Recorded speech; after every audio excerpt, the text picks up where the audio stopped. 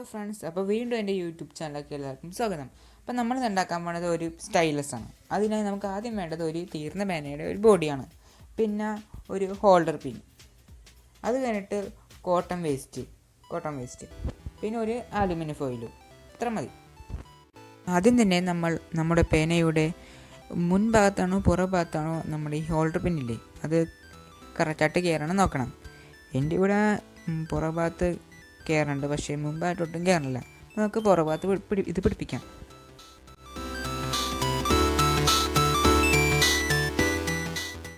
ഇനി നമ്മൾ നേരത്തെ എടുത്ത് വെച്ച കോട്ടൺ വേസ്റ്റ് ഇല്ലേ, അത് നമ്മുടെ പിന്നിലേക്ക് മൊത്തം കവർ ചെയ്യണം.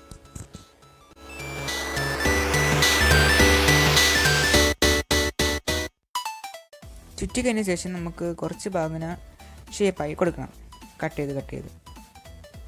അത് കഴിഞ്ഞിട്ട് നമ്മുടെ അലുമിനിയം ഫോയിൽ എടുത്ത് നമുക്ക് അതിലേക്ക് ചുറ്റണം.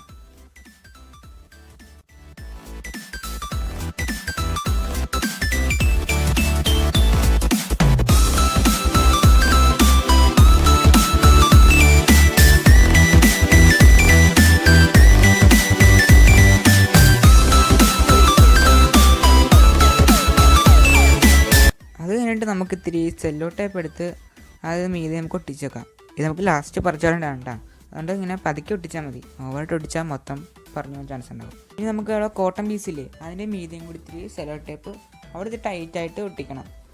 നമുക്ക് നമ്മുടെ ഫ്രണ്ട് ഭാഗത്ത് ഒട്ടിക്കണ്ട, സൈഡ് ഭാഗത്ത് മാത്രം ഒട്ടിച്ചാൽ മതി. കണ്ടോ, എന്നാൽ ടൈറ്റായിട്ട് ഒട്ടിക്കുമ്പോൾ അതിങ്ങനെ ഇരിക്കും. നമ്മുടെ സ്റ്റൈലസ് റെഡി ആയിട്ടുണ്ട്.